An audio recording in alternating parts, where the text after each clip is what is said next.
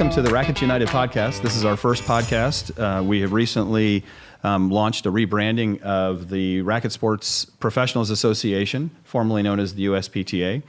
And we're incredibly excited to have our very first guest on the very first podcast, Allistair McCaw. We are very, very fortunate. Allistair was also grateful in joining us at the World Racquet Conference in September. He led off the conference with an amazing presentation, which we're going to hopefully dive into a little bit more, because that was just, it inspired me the day before when we talked, and continued to inspire me. But Allistair is a world leader, has published 8 books in high performance and leadership, and also mentorship, and also, you know, really the mental side of all activities, whether it's in the sporting goods world, sports world, whether it's in the business world. He said he's next into a banking conference, so Allistair touches all people when it comes to expertise like that. So thank you so much for being here. We're going to dive right in, but tell us, you're publishing, or you're just releasing your 8th book. Congratulations. Yes, really well, Brian, it's an absolute honor to be here. Thank you so much for having me. Yes, my 8th book came out yesterday, actually. So this is the first interview. Exclusive. Let's go. Exclusive on Racquets United. Right. Yep. Really, really excited about this book. This is something that's been in the pipeline for some time. I've been asked, what's the book about? It's really about the myth about talent.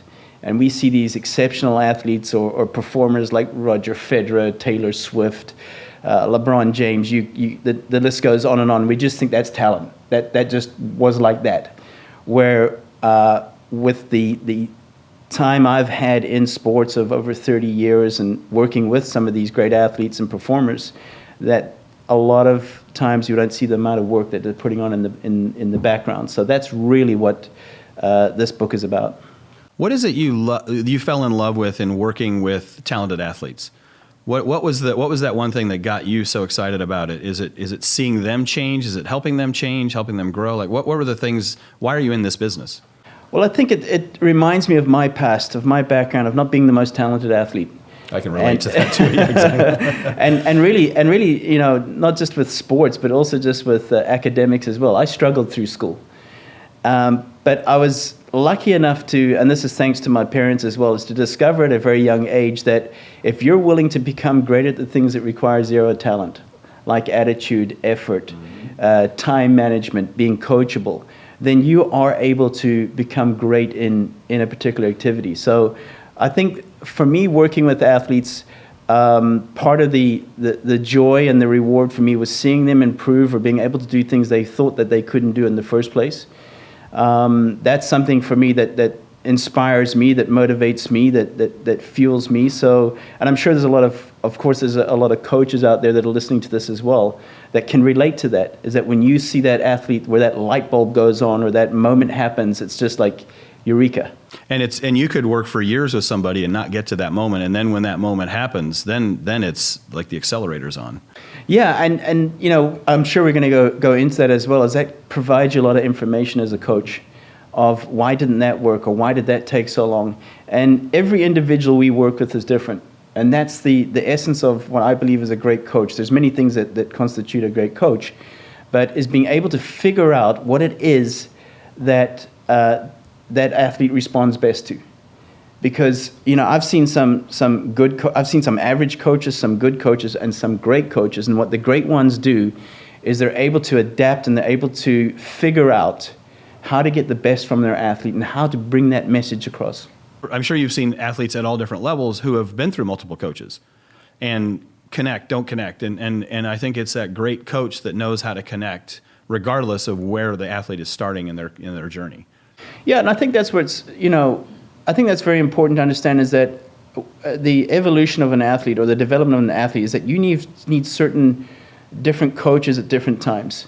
You know, can a coach that works with a professional athlete really develop a young athlete? Yes, some of them can. However, you want to specialize and really find someone that's excellent with the fundamentals, excellent with development, if you were starting with a young kid, for example. And then as they progress, that the need for a different coach happens. So if I look at my time working on the professional tour, and I got to work with a lot of great coaches, Nick Bollettieri, Sven Grunefeld, the list goes on, where I saw their different strengths and how they were able to adapt to the player that was in front of them. So, also working at the professional level is really about management as well. You're not teaching a player that's already at top 100, top 50 so much about technique, or you're not changing that. However, working in development and working with recreational, that's where the fundamentals are so important, where a deep understanding in the fundamentals is important. Right. Well, I'm gonna transition a little bit. You're also an expert in mindset, and that's one of the things that we had asked you to really help us with during this rebrand that we went through is change. And what we wanted to talk to do, really have the discussion today about change management and how change can happen, should happen, and what the drawbacks are, and some experiences you've seen with that. But share with the audience, and share again with us a little bit of what you shared in Rancho Mirage about change and companies that kind of missed the boat and some that haven't. Yeah, well, first of all, that's probably the best conference I've been to this year and in a long time as well. So congrats to the whole team at RSPA. Really enjoyed my time there. If we look back at large organizations, large companies like Toys R Us, BlackBerry, Nokia, Kodak, Sears, all these massive organizations, and what happened to them is that they didn't adapt, they didn't change, they didn't pivot, they didn't listen to the market and to their customers and clients enough. And it's the only thing that's constant in life is change, right? So if you're not willing as a leader in an organization to take, and listen, all change is risk. And it's the unknown as well of what will happen if we fail. So those are the questions that can impede our ability to change. But we've seen with those examples of massive organizations, if you look at Kodak, they were worth, over, I think, 200, I might get the number wrong, but over 80 billion. They were just massive already in the 1980s and 1990s. And where they are today is that they failed to listen, they failed to adapt. However, if you look at their competition, who was Fujifilm at the time, they still exist today.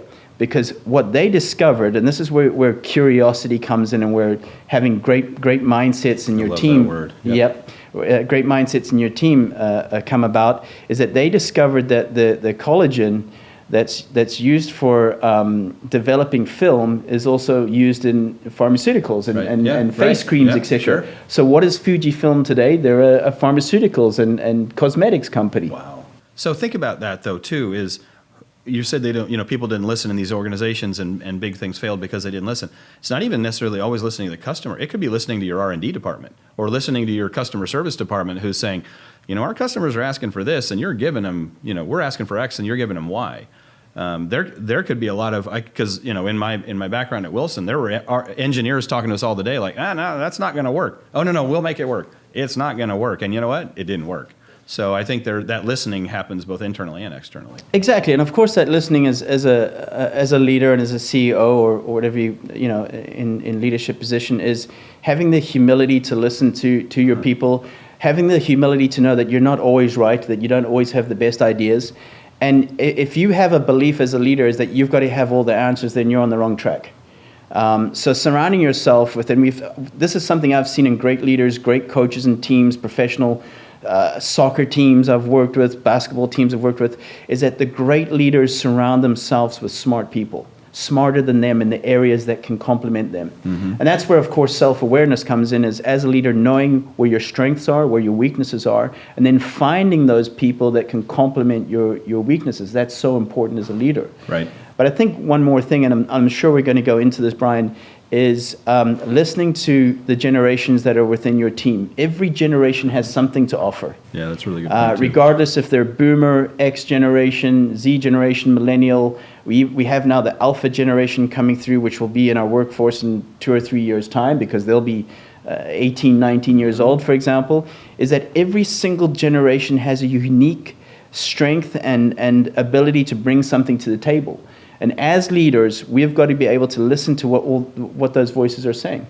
You're right, because you can't load up your team with just Gen X or just Gen Z. You're going to have a suite of people from all different generations, and for that and to get that team working together as one, you're going to have to be sensitive and be not only culturally sensitive, but sensitive to how they work and how they thrive, and making sure that your environment allows everybody to thrive.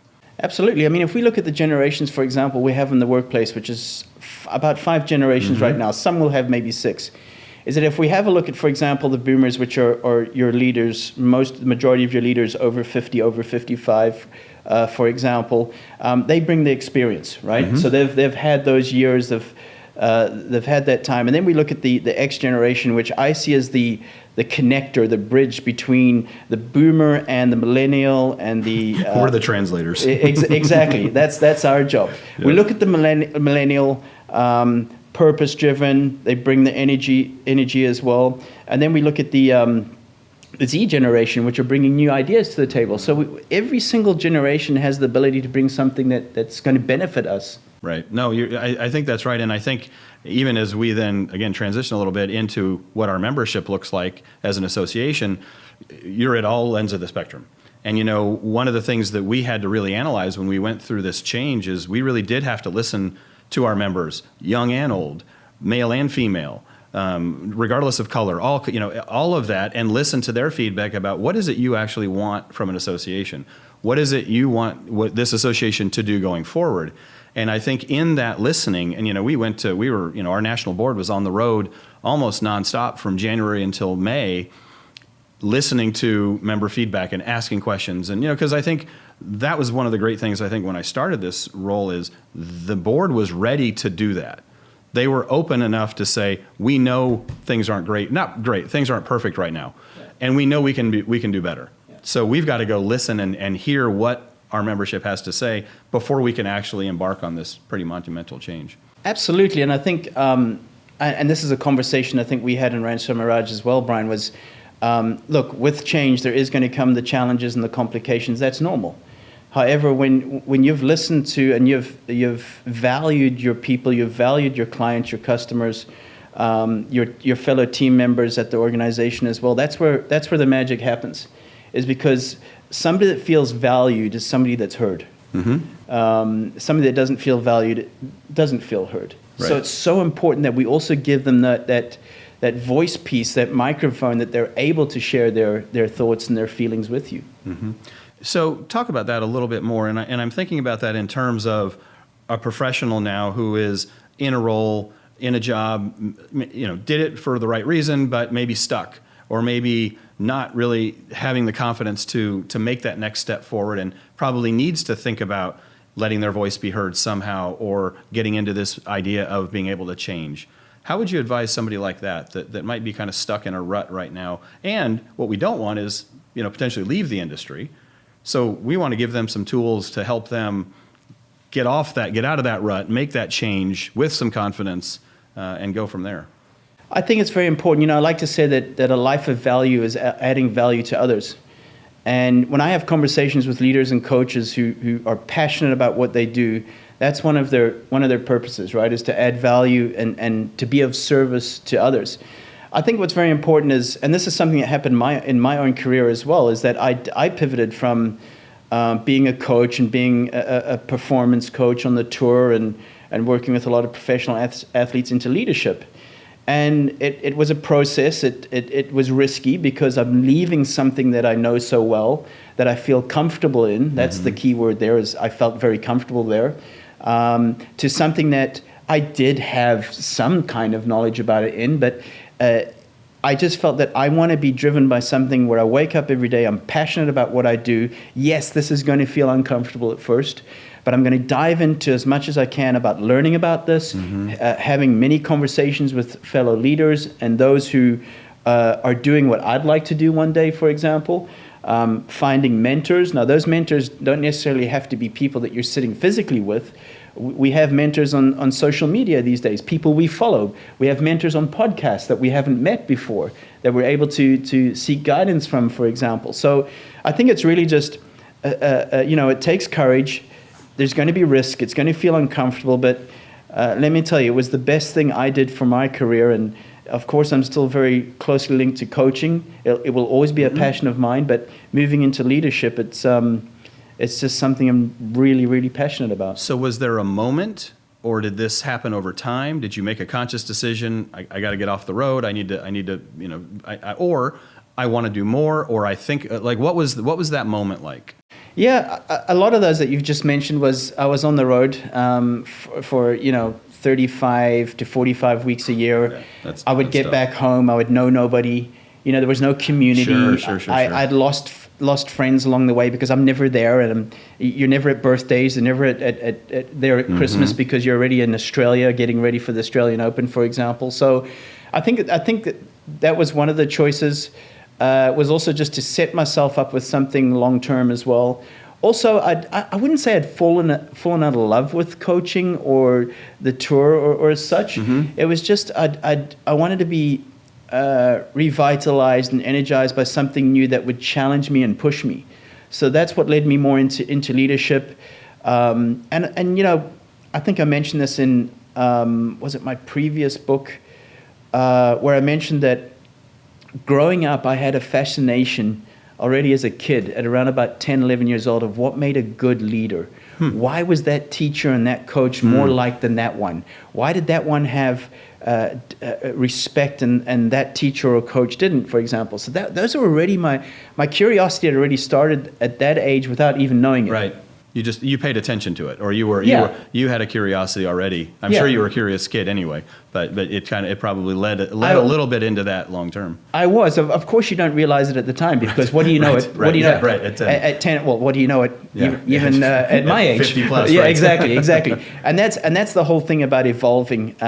Is I want to look back at.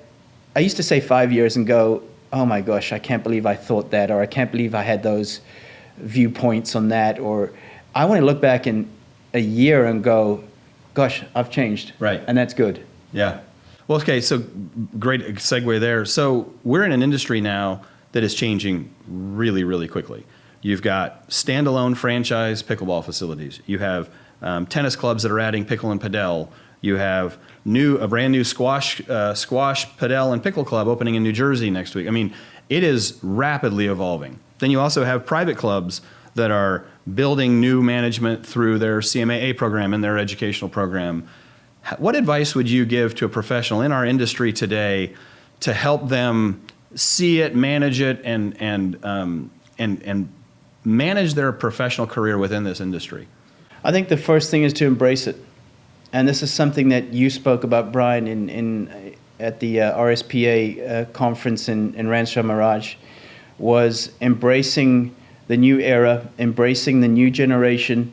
I really believe that the future of racket sports is the coming together where there is going to be more of these kind of facilities, academies, country clubs, communities, etc., where you're going to have a selection of pickleball, padel, tennis, squash, etc. So I think the first thing is definitely to embrace it, because the more you fight it, it's going to be something that's actually going to impede you in your progress as well.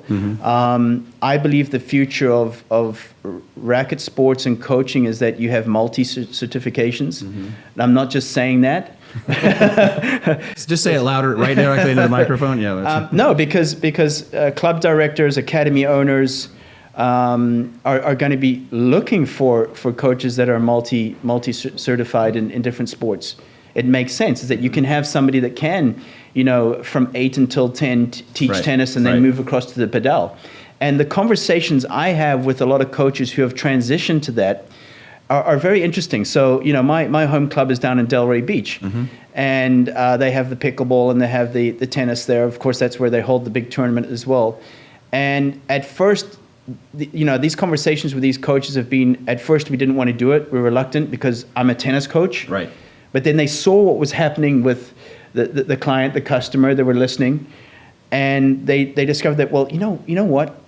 If I need to get certified in pickleball, or I need to get certified in padel, because not only is that going to help my income, but just it's going to change up my day a little bit more, which is exciting. Right. And I was speaking to a coach actually yesterday when I played pickleball before I came across to Orlando. Yep.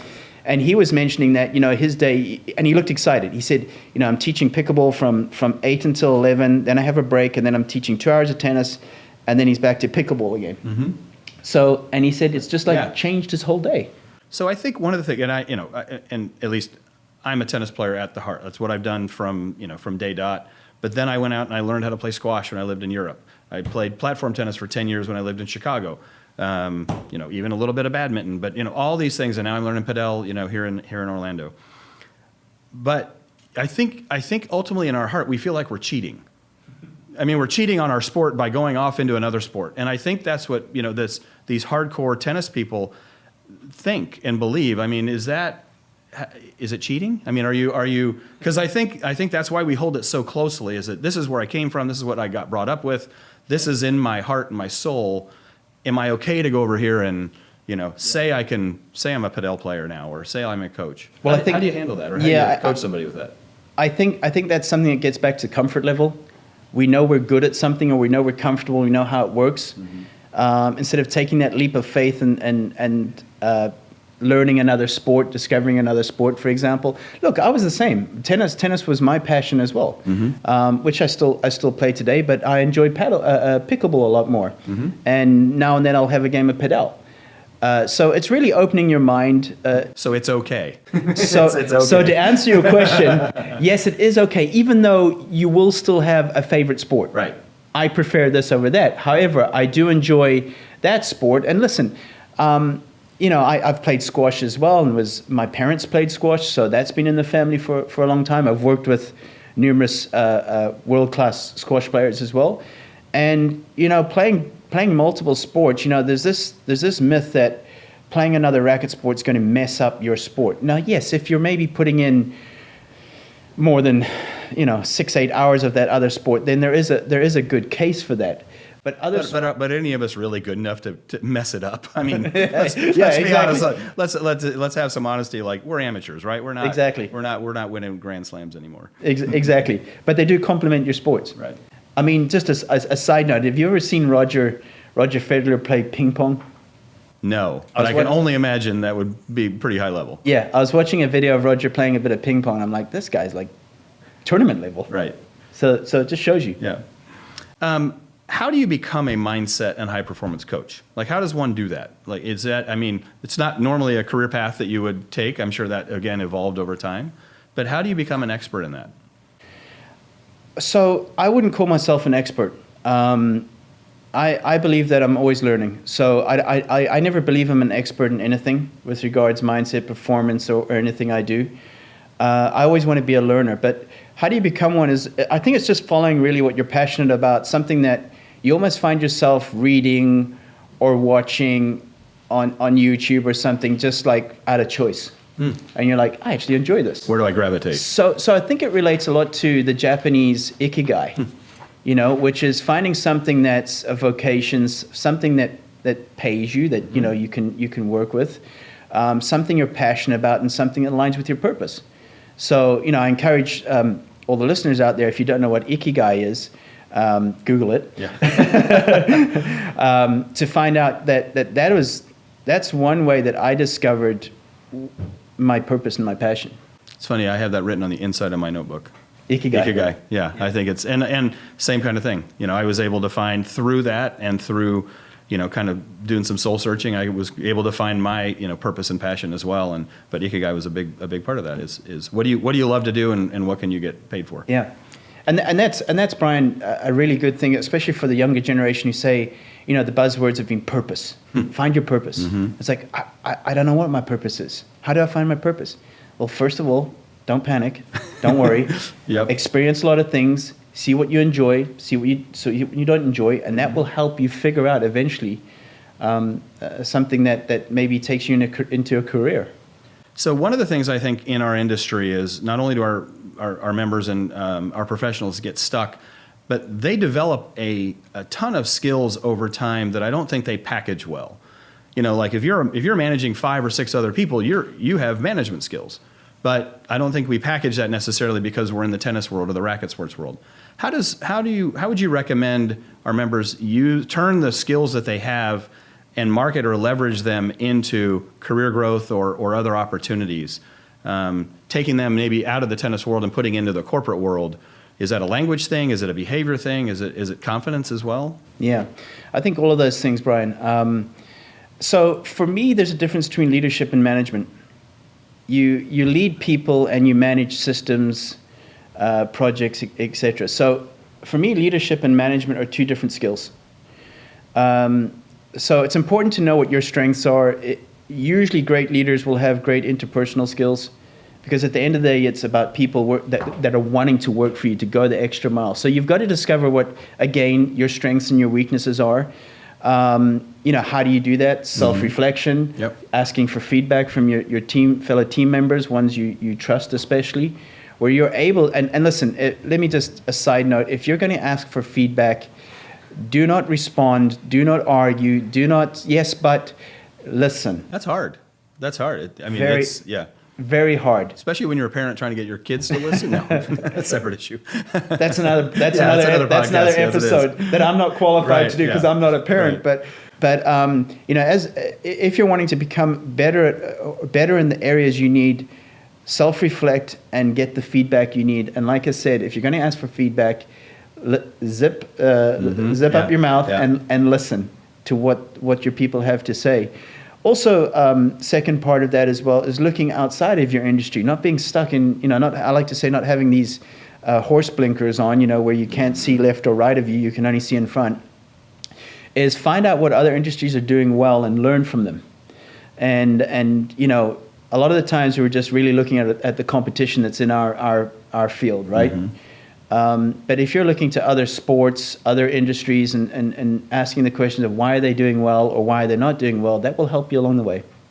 Did you have any mentors, or do you have mentors currently, or do they come and go, or who has really helped you kind of guide you along the path? I know you mentioned your parents earlier, but are there some others in your life? Yeah, so for me, obviously, my mother and my father, more my mother. I love them equally. In case you're listening to this, Mom and Dad. My mom was a great athlete, great former athlete as well, trained under the great Mary Peters, which was Commonwealth Games, Olympic trials.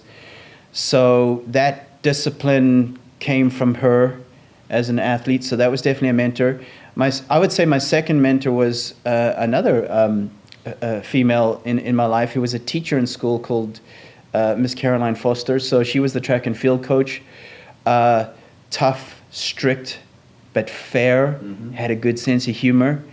And those are people I've gravitated to, where there's high discipline, but you're able to get that balance of, and this is what I believe a great leader is today, so thank you to Miss Caroline Foster for this, is that you're able to have respect and likability. Yep. It's easy to have respect and not likability. How? Respect, you're highly disciplined, you drive high standards, but you're not necessarily likable. Your people skills are maybe not as good, but boy, I drive high standards. Yep. It's easy to be likable. I'm friendly, but I have double standards. I'm good with people. So, but to find that balance of respect and likability, that's the key to a great leader and a great coach right there. Because I like that. Conversations I've had with professional athletes in teams, soccer teams, etc., they will tell you they play for the coach as much as the badge. So it really is about the person and not just. Right. I play for the badge on my chest, for example. And then I'd say there'd be two or three more. Nick Bollettieri, got to spend time working alongside Nick with some good players down in Bradenton, Florida. Learn a lot from Nick as well. Also about staying relevant, evolving over time. Boy, did he continue to evolve, didn't he? Wow. I mean, I think from a it was never really about the technical tennis part, but it was about attitude and mindset, but continuing to promote and grow along with his whole entire business. I mean, Nick was just great with kids, adults, absolutely everybody. He stayed relevant right up until the last day. Yeah. And watching him, one of the key things some people have asked me, what were some of the things you took away from Nick? And we could go on for this for a long time. I'm just going to give you one. Is that Nick recognized the siblings in the family that weren't the star athletes. So, for example, they'd bring the kid that's the star in the family to practice, and all the attention is on him or her. But Nick would always include the other siblings of the family that had to tag along. And he'd include them, and he'd have fun with them. Yeah. And that's something that always stood out for me. Interesting. So he included everybody, and not just. Well, what he indirectly did is he kind of removed some of the stress from the family dynamic on the performer. Yeah. making all of them involved and connected to the whole entire process. Yeah. Wow. So, I mean, there's many from there as well. And then I'd say the last one would be Coach K, Mike Krzyzewski. So you got some blue chippers up there. I've been really lucky, really, really fortunate. But learning from him about adapting, about that you got to be continually changing, adapting. Yeah, the college landscape, I can only imagine the athletes change, and it's a constant cycle of change. I mean, that is by definition a university coach. And that's why Coach K had 42 seasons at Duke, a sustainable success. Now, how you define success is something else. Is success winning all the time? No, not to me. Is high performance success? Yes. So you might have an incredible year, but there's another team that just had that 1% better than you. Right. Does that mean it wasn't a successful season? Absolutely not. So Coach K was able to sustain success over 42 seasons through high standards, through great relationships with his players, with his team, continually adapting, continually listening to his people around him, and that's what made him who he was. That's a perfect segue, because you speak in your books and your presentations about core values of discipline, consistency, and respect. Sounds like some of your mentors did that too, but talk a little bit about how that translated into your success and how you kind of try to communicate that to others to use those as cores for their success. Yeah, well, I'm not going to sit here and say I'm perfect or all those things. I'm a work in progress, like anybody else. I make mistakes. I have conversations I regret, even to this day. So we're not perfect. So let go of that first of all as well. All we can do is learn and have a good awareness of, hey, you know what? I could really improve with the way I had that conversation with that person this morning, or so on and so forth. So. I think that's very important in terms of striving to be the person you want to be, identifying the person you want to be, and the leader you want to be, right, and striving towards that every day, and realizing that you're not always going to achieve it. I think that's the key thing. So do you discourage? I mean, it's not to be trite, but do you discourage people focusing on the result and focusing more on the process? I mean, that's obviously, I think that's what a lot of people get stuck on. They get stuck on the result, or trying to achieve, or it's the scholarship, or it's the gold medal, or it's the Grand Slam, as opposed to, like what you just said a second ago, you might have the best season ever, but somebody had a little bit better. Yeah. But that doesn't mean your process wasn't right. Exactly, and it goes back to controllables and uncontrollables. I can't control what my competition, my opposition is going to do. Right. All I can control is what we're going to do as a team. But getting back to, and I think I mentioned this, and this is not to plug my book, but in my latest book, 11 Things That Require Zero Talent, and we'll plug it for you. I actually had to look down and read that because the last thing you want to do with your own book is get it wrong, right? I think I've done that once or twice. So you get 11 instead of 12. That's right. But what I mentioned there is about the difference between success and excellence. So success is about the outcome. And the outcome is an uncontrollable.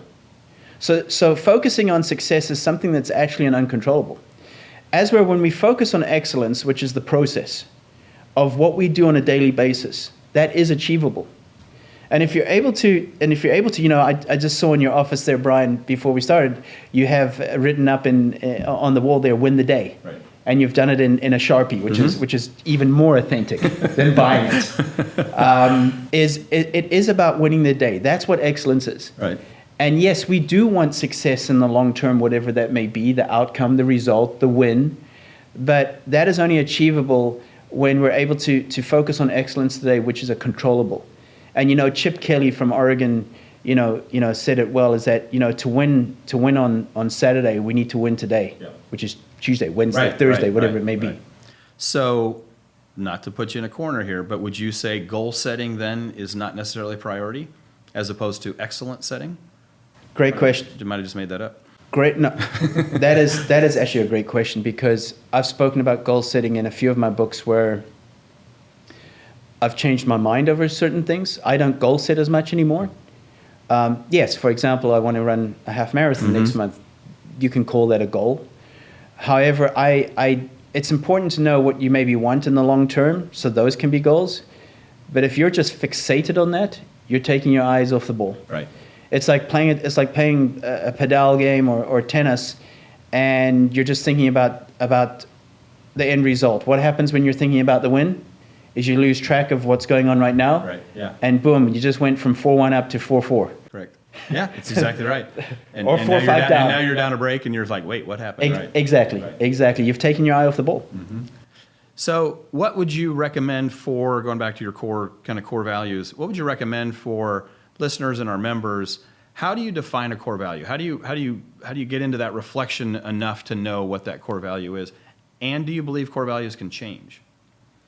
First part of your question, I think it's important to identify what's important to you. So it's different for all of us. And I think I always, it's like a purpose statement or something that you need to be able to remember.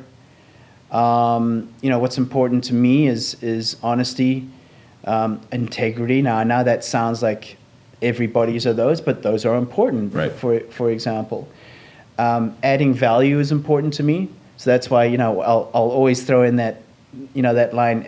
A life of value is adding value to others. So that's a core value to me. For example, so I think it's important to discover what matters to you instead of trying to copy somebody else's or whatever, because that's what matters to them. Right.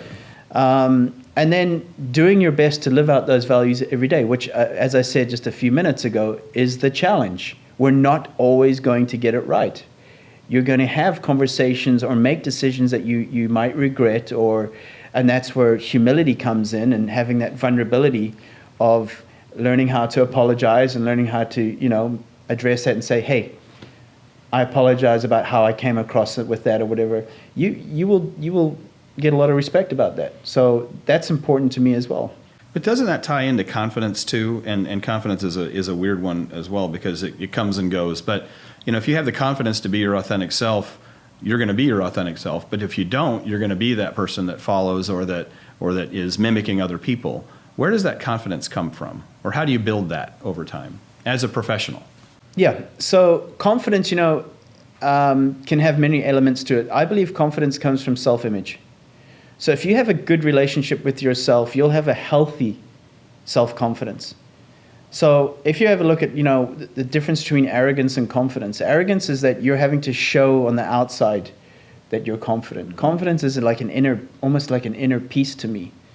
It's like where you don't have to show it on the outside. If we're talking from an athlete point of view, I believe there's 3 things that you need to be a confident athlete. I'm sure there's going to be some athletes listening to this as well, and of course coaches who want to help their athletes. Is that self-talk is a massive one. The things you say to yourself, yep. And that has a very close correlation with self-image. It's like anything else. If you're talking negatively to yourself all the time, well, that's what's going to come out on the other side. It's what you download what's going to come out. Right. So self-talk is an important one, the way you talk to yourself. Preparation, of course. Confidence comes from preparation, which was something that Kobe Bryant always used to talk about. The more prepared I am, the more confident I am. And then the third one is momentum. Is requiring momentum in those things. So daily actions, daily habits, which compound over time. That's what gives you confidence. Right. I think what's interesting is as you look at our professionals, and a lot of them are working. Well, most of them are working for somebody else, and so you're always trying to do the best that you can do, but also while trying to please somebody else, whether that's your boss or an employer or a member or somebody else, and those two are not always congruent. How would you advise somebody who's struggling with that?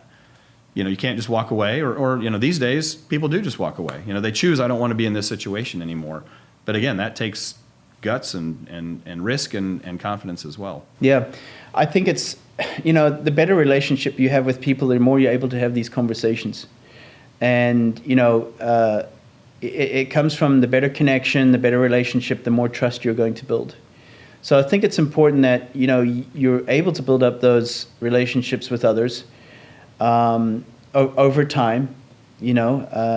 Trust, and if I can remember that how I explain trust is the T stands for it takes time, the R stands for the relationships, the U stands for understanding others, The S is about sharing accolades, because nobody trusts someone that takes all the positives and then blames everybody else for when things go wrong. Right.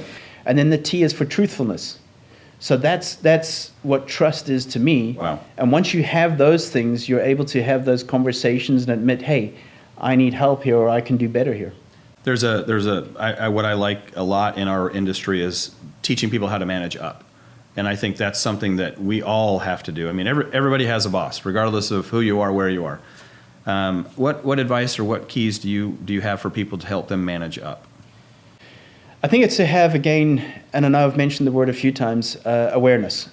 Is, I speak to students at colleges and high schools and so on, and one of the things I say about getting into the workplace is that if you want to climb the ladder quickly in the workplace, manage up.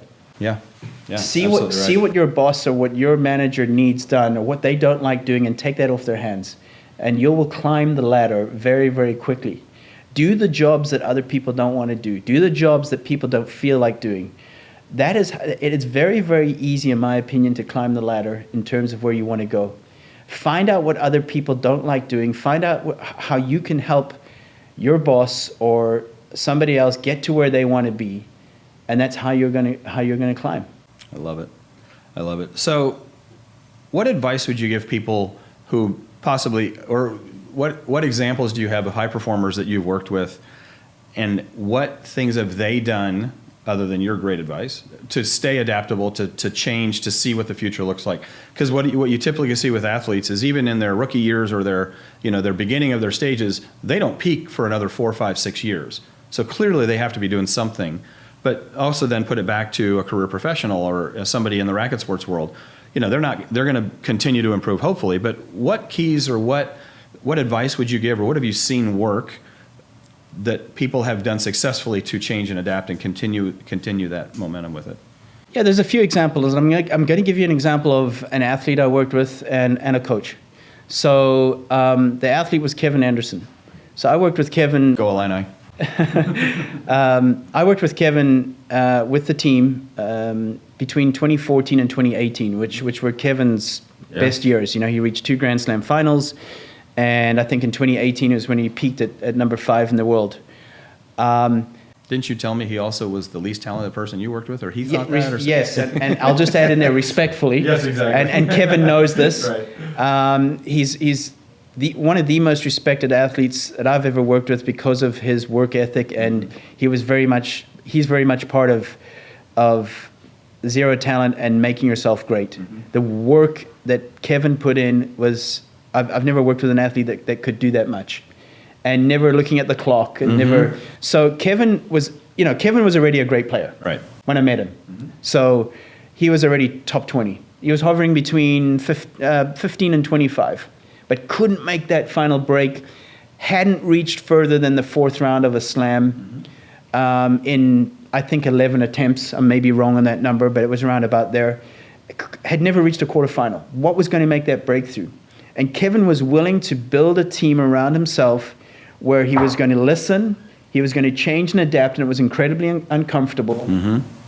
Because an athlete's already top 20 in the world. Those are the toughest athletes to work with, because they're saying to themselves, I've already reached a very high level without your help. Right.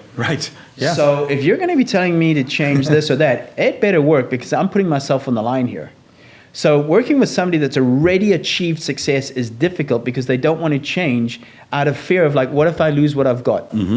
So Kevin had the courage and the coachability to say, I trust you, which took time. Right. It took probably about 8 months for Kevin to really trust me. And as a coach, talking about changing as a coach, probably 10 years before, I wouldn't have been able to accept that. Like, why don't you trust me? We should do that now. Like, hey, I'm here for a reason. I've worked with great players. Why don't you trust me? Right. So it took a maturity of me to understand that, hey, it's going to take time. So Kevin is definitely one example there, and went on to be number 5 in the world, maximized his career 1,000%. That's terrific. Yeah, that's a great story. And then a coach is Xavier Malisse. And some of you might recognize Xavier's name. I worked with Xavier from about 2009 to the end of his career in 2013. And a great player as well. Semi-finals Wimbledon, top 20. Phenomenally, they like to call him talented, but I know how much work he did in the background. People think he was this relaxed type of. He was in matches, which is great. Right. But behind the scenes, he was out running with me at 6 a.m. in the morning. He was back in the gym. They didn't see that. Right. But Xavier transitioned into coaching. And the first 2 or 3 years, he couldn't understand why players couldn't do what he did. He was working with top 100 players where he was like, why can't you just do this? And I try to explain to Xavier, not everybody's like you. Right. Not everybody has the hands like you have, or the footwork, or the timing that you have. I mean, Xavier was called Mr. Sweet Spot. Right. Because everything was like perfectly in the middle of the racket. That's right. No matter where he was.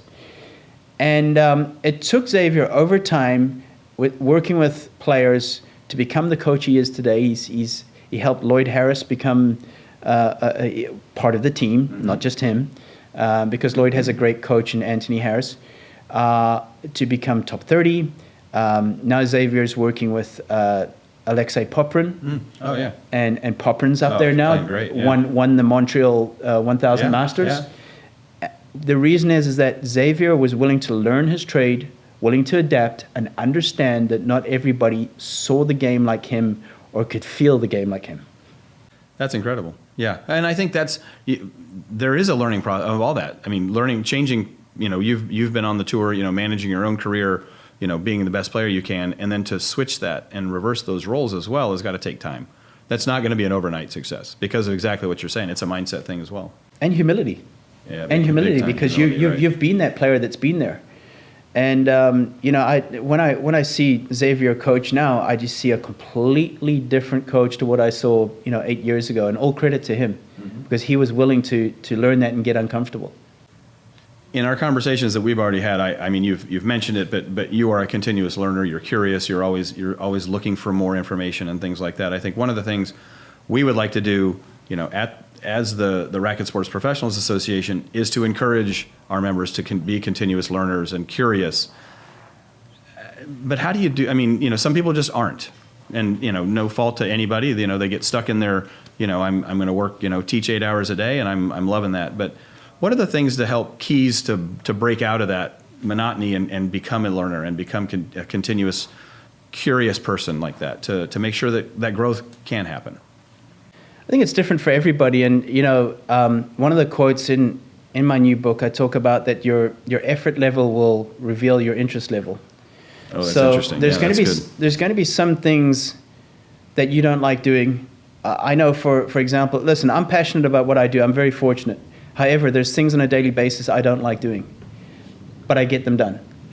And it all comes down to that, is that expanding your curiosity and being open-minded and learning new things. And, this was something that we embraced at the conference in Rancho Mirage, the RSPA conference, was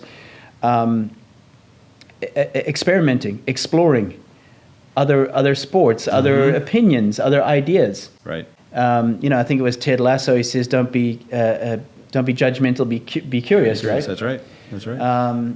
I think that's a key line there. Right there is that just be curious about things, how things work, why they work. You don't have to love them.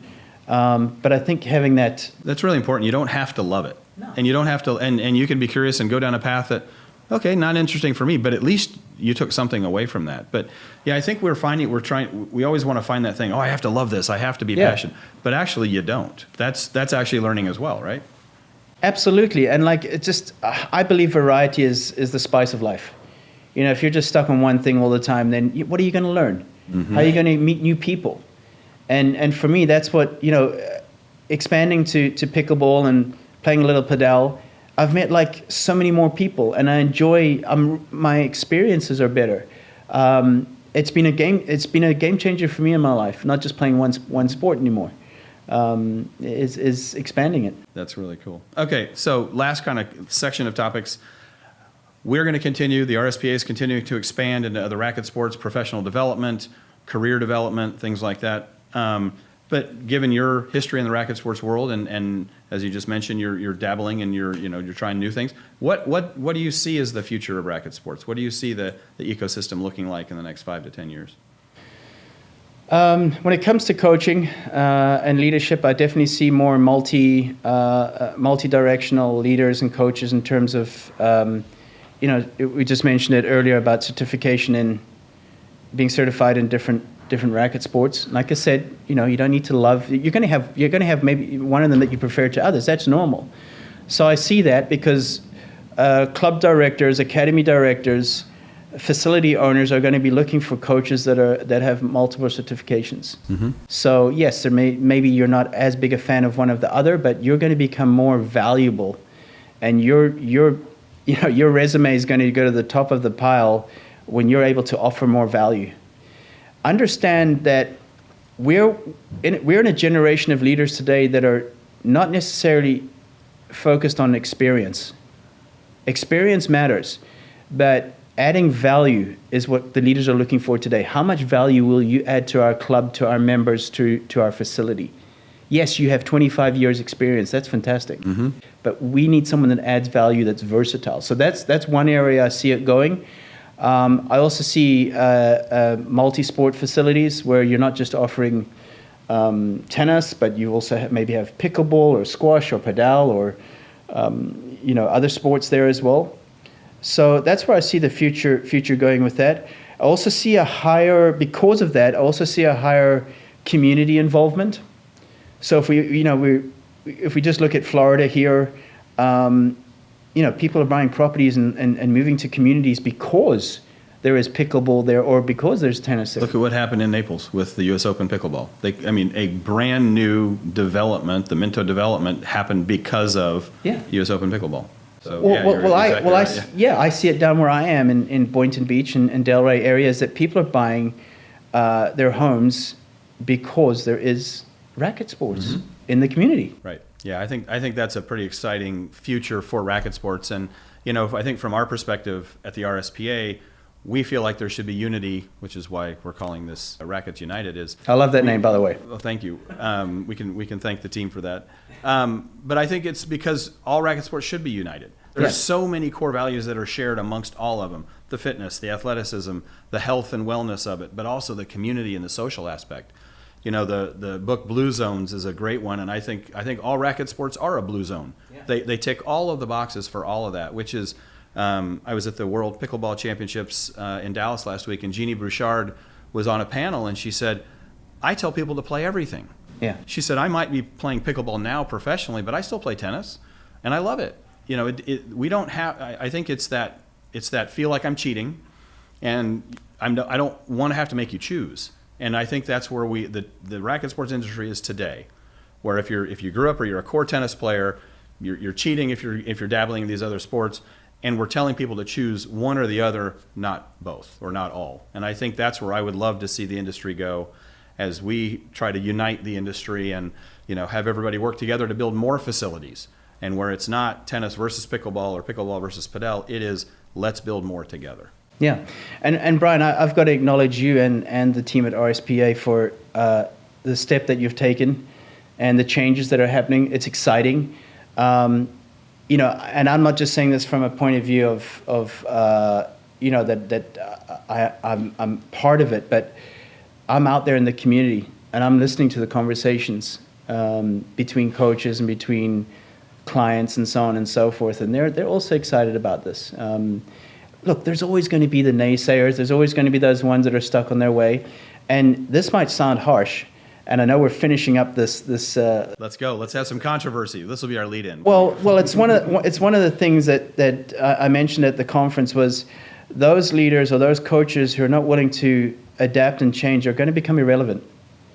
And I know that's a very harsh statement to say, but it's true. Is that the ones that are more versatile, the ones that are embracing the different sports and the different rackets, are the ones that are going to be more successful moving forward. I think, thank you for saying that. And, I think it's when you do look at an association that's 97 years old, you worry, right? Are we losing our core? Well, we're not. Tennis will remain our core. It's 90 to 95% of what we do. But what we're doing is we're adding that variety and that variability, which will create more opportunity. And I think as we look at the racket sports industry, there's never been a better time to get in it. And that's the energy we need in this industry to bring more people in because there is more opportunity. Absolutely. My biggest takeaway, and thank you again so much for being here, and congratulations on your 8th book. And this is just, it's been a pleasure, and thank you. But the biggest thing I think I'm going to take away from this, and I'd love to hear your final thoughts too, is how are you adding value? I think it's funny, I've got one more child in college, and they're almost done, and I think back to what does a college degree mean? Well, I think a college degree might get you into the door for a conversation or an interview. I think that's what experience does today. Mm-hmm. Experience gets you in the door. But what value are you going to add to separate yourself and be different and differentiate yourself? And that, I think, is a big takeaway is that experience versus what value you're going to add. So that's my takeaway. What's your final thought? I think, there's so many that we've just spoken about. I think it really comes down to getting yourself out there more, creating the opportunities, understand that, your qualifications, your certifications, they're going to get you in the door. That's going to be your skill level. But in the end, it's your attitude that's going to determine how far you get in this industry. People want to work with people that they like. People want to work with people that are managing up and down. And that's what excites me about this generation today as well, is that this generation are willing to do that. Mm-hmm. And there's this myth that this generation is lazy, this generation is entitled. Well, as long as I can remember, there's always been entitled and lazy generations. Exactly right. My generation, yes. I remember, is also, there's right. Entitlement and there's laziness. Exactly. So no, nothing has really changed in that way. But I think it's really just understanding that certifications are important. Education is important. Developing yourself is important. But the most important thing is the attitude that you bring on a daily basis. That's what's going to make the difference. Allistair, thank you so much for being with us. This has been a pleasure. Thank you for being our first guest on Racquets United. This new podcast we're launching is really to highlight why the racket sports industry is thriving and growing, and how we're here to help you and your professional career develop and continue to shoot for the stars and achieve the goals you're trying to achieve. Thanks so much.